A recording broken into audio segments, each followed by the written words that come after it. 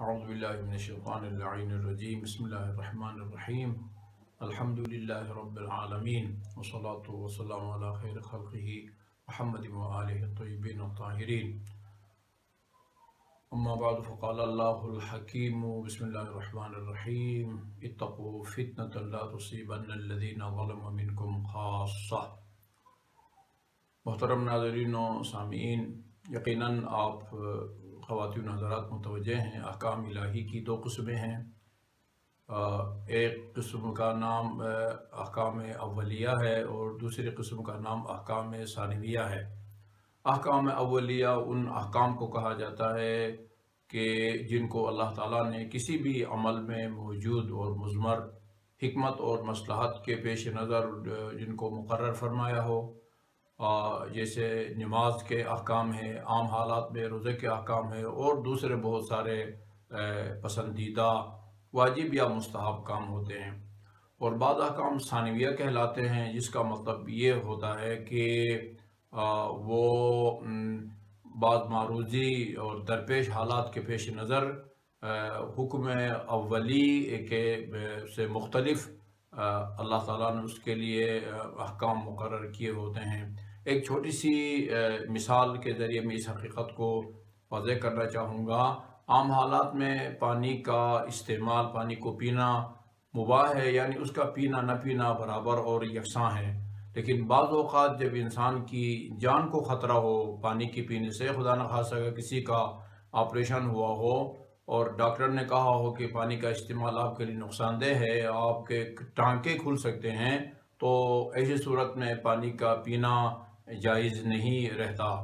اور اگر اس کے برعکس خدا نخواستہ کوئی شوگر کا بیمار ہے اور ڈاکٹر نے اس کو کہا ہو کہ آپ نے کثرت سے پانی پینا ہے، یہاں پانی کا استعمال اس کے لیے لازمی ہو جاتا ہے، واجب ہو جاتا ہے، جبکہ عام حالات میں یہ جائز تھا۔ اسی طرح بہت سارے کام جو عام حالات میں حرام ہوتے ہیں، بعض مخصوص حالات میں، معروض حالات میں وہ جائز ہو جاتے ہیں، شریعت ان کی اجازت دیتی ہے۔ مردار کا گوشت کھانا قرآن کی واضح آیت کی روشنی میں حرام ہے، جس کو اکل میتہ کہا جاتا ہے۔ لیکن اگر انسان کی جان اس کے بغیر نہ بچ سکتی ہو، ایسی جگہ پر ہے جہاں مردار کے گوشت کے علاوہ اور کھانے پینے کی کوئی چیز نہیں، تو اتنی مقدار میں گوشت کھانے کی اجازت دی گئی ہے کہ جس سے انسان کی جان بچ جائے، مرنے کا جو خطرہ ہے وہ ٹل جائے۔ اس کو حکم ثانوی کہا جاتا ہے۔ روزہ اللہ تعالیٰ کا ایک انتہائی پسندیدہ عمل اور عبادت ہے، جس کے بارے میں فرمایا اللہ تعالیٰ نے کہ الصوم لی وَأَنَا أُجْزِي بِهِ وَيَا أُجْزِي بِهِ۔ روزہ ایسی عبادت ہے جو میری ذات کے ساتھ مخصوص ہے، اور میں ہی ایک تعبیر کے مطابق اللہ نے فرمایا میں ہی اس کا اجر اور صلہ دوں گا، اور ایک تعبیر کے مطابق اس حدیث کا مطلب بنتا ہے کہ روزہ دار کا جو عوض ہے یا صلہ ہے خود میری ذات ہے، یعنی روزہ دار کو خدا ملتا ہے۔ لیکن یہی پسندیدہ عمل بعض اوقات وہ پھر ناپسندیدہ ہو جاتا ہے، یعنی وہ ممنوع ہو جاتی ہے یہ عبادت انسان کے لیے۔ اگر کسی ذمہ دار طبیب حاذق نے اور مستند ڈاکٹر نے کسی سے کہا ہو کہ روزہ آپ کے لیے نقصان دہ ہے، رکھیں گے تو آپ کو ناقابل برداشت تکلیف ہوگی، جان کو خطرہ ہوگا، یہی پسندیدہ عمل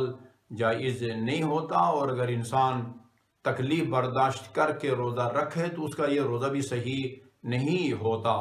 تو یہ احکام ہیں کہ جو ثانویہ کہلاتے ہیں۔ میں اس مختصر تمہید کے ذریعے پوری دنیا انسانیت آج جس سنگین مسئلے سے دوچار ہے، اس سے متعلق بعض معروضات عرض کرنا چاہتا ہوں، اور وہ یہ عالمی آفت اور بلا، یعنی کرونا وائرس کا پھیلاؤ کا مسئلہ ہے۔ اس سلسلے میں عرض یہ ہے کہ ہمارے فقہاء نے، تمام فقہاء اسلام نے اس بات پر اتفاق کیا ہے کہ ہر وہ اجتماع کہ جس میں اس وائرس کے پھیلنے کا خطرہ ہو، وہ اجتماع چاہے کوئی دینی اجتماع ہو یا سیاسی اجتماع ہو، وہ اجتماع عام نماز جماعت کا بھی ہو سکتا ہے، وہ جمعہ کا بھی ہو سکتا ہے، وہ محفل میلاد کا بھی ہو سکتا ہے، مجلس عزا کا بھی ہو سکتا ہے، کسی بھی نام سے سیمینار یا کانفرنس، سب اجتماعات جہاں بھی اس بیماری کے پھیلنے کا خطرہ ہو اس طرح کے اجتماعات سے منع فرمایا ہے، روکا ہے ہمارے فقہا نے۔ وہ پھر یہ نہیں دیکھتا، یہ لحاظ نہیں کرتا یہ کرونا وائرس کہ یہ اجتماع نمازیوں کا ہے، سیاسیوں کا ہے، یا کس مقصد کے لیے اجتماع کیا گیا ہے، بلکہ قرآن کی جس آیت کی میں نے آپ کے سامنے تلاوت کی ہے اس میں کہا گیا ہے کہ جو اجتماعی آفتیں ہوتی ہیں وہ جب نازل ہوتی ہیں تو صرف معاشرے کے گناہگار آدمیوں کو نشانہ نہیں بناتی، وہ ہر خشک و تر گناہگار اور بے گناہ دونوں کو اپنی لپیٹ میں لے لیتی ہے۔ اتقوا فتنة لا تصیبن الذین ظلموا منکم خاصہ، اس فتنہ اور اجتماعی عذاب سے ڈرو بچو جو نازل ہونے کے بعد صرف ظالموں تک محدود نہیں رہتی، تو یہ سب کو اپنی لپیٹ میں وہ لے لیتا ہے۔ تو لہذا میری درخواست یہ ہوگی تمام دنیا کے مسلمانوں سے اور خصوصاً اہل وطن سے کہ وہ ماہرین کے جو آراء ہیں، ان کے جو مشورے ہیں، ان کی جو ہدایات ہیں احتیاطی تدابیر کے حوالے سے ان کی پابندی کریں۔ یہ ہم سب کا شرعی، اخلاقی اور عقلی فریضہ ہے۔ اور اس سلسلے میں بعض علماء کرام کا یہ بیان کم از کم میرے فہم سے بالا تر ہے، اور بلکہ میں عرض کروں گا زمینی حقائق کے خلاف ہے کہ جمعہ ضرور منعقد کریں، جمعہ کا اجتماع ہو، نماز جماعت منعقد ہو، لیکن مختصر کریں ان پروگراموں کو۔ یہ کوئی گارنٹی نہیں دے سکتا، کوئی عالم دین یا کوئی مفتی صاحب یہ ضمانت نہیں لے سکتے کہ مثلا نماز کے آغاز سے اتنے منٹ تک اس کا کوئی خطرہ نہیں، یہ کسی کو نہیں لگے گا، اور اگر اتنے منٹ سے زیادہ وقت لگا پھر اس کے پھیلنے کا خطرہ ہے۔ اس طرح کا کوئی معاہدہ یعنی دینی اجتماعات کو مستثنی نہیں قرار دیا گیا ہے، تو لہذا ہمیں ہر قسم کے اجتماع سے پرہیز کرنا چاہیے۔ کون نہیں جانتا، تمام علماء کرام سب مسلمانوں کو معلوم ہے کہ بیت اللہ میں یعنی مسجد الحرام میں ایک نماز کا 1,00,000 نمازوں کے برابر اجر اور ثواب ملتا ہے، اور مسجد النبی صلی اللہ علیہ وآلہ وسلم میں ایک نماز کا آپ کو 10,000 نمازوں کا اجر اور ثواب ملتا ہے۔ لیکن حرمین شریفین میں وہ اجتماع کی پابندی لگائی گئی ہے، وہ کوئی خاص لحاظ یا معاف نہیں کرتا مسجد حرمین شریفین کے نمازیوں یا طواف کرنے والوں کو۔ اسی طرح اتباط مقدسہ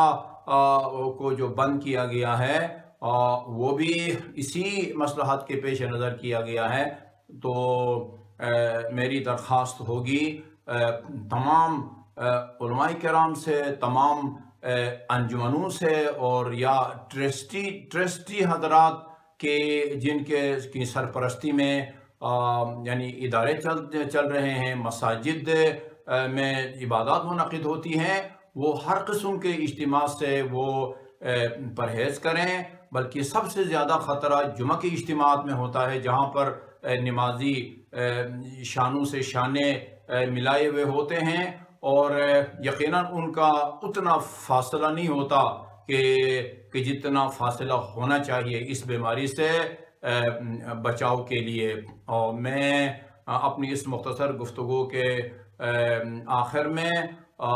دعا کروں گا اللہ تعالیٰ کی بارگاہ میں کہ وہ تمام انسانوں کو اس آفت سے، مہلک بیماری سے محفوظ فرمائے، اور جو متاثر ہیں، مریض ہیں، مبتلا ہیں، انہیں شفاء کامل اور عاجل عطا فرمائے۔ اور خدا کی بارگاہ میں میں ان خدمت گزاروں کے لیے بھی دست بے دعا ہوں، اور بلکہ یہ ہمارے سلام اور ہماری طرف سے خراج تحسین کے مستحق ہیں جو ہسپتالوں میں ڈاکٹر، ٹیکنیشین یا نرسز جو اپنی جان ہتھیلی کے اوپر رکھ کے مریضوں کی عیادت کرتے ہیں، یقیناً بہت بڑا اجر اور ثواب ہے۔ ہمارے بعض فقہا کا یہ فتویٰ ہے کہ جو سٹاف میڈیکل کا ڈاکٹر نرس ان خدمات کی انجام دہی کے دوران جان بحق ہوتے ہیں، ان کو شہید کا درجہ مل سکتا ہے۔ اللہ تعالیٰ ان تمام ڈاکٹر حضرات اور ہسپتال کا عملہ جو ہر وقت خطرے سے دوچار ہیں، ان کو اپنے حفظ و امان میں رکھیں، اور ہم سب کو ضروری اور احتیاطی تدابیر پر عمل کرنے کی توفیق عطا فرمائے۔ والسلام علیکم ورحمۃ اللہ وبرکاتہ۔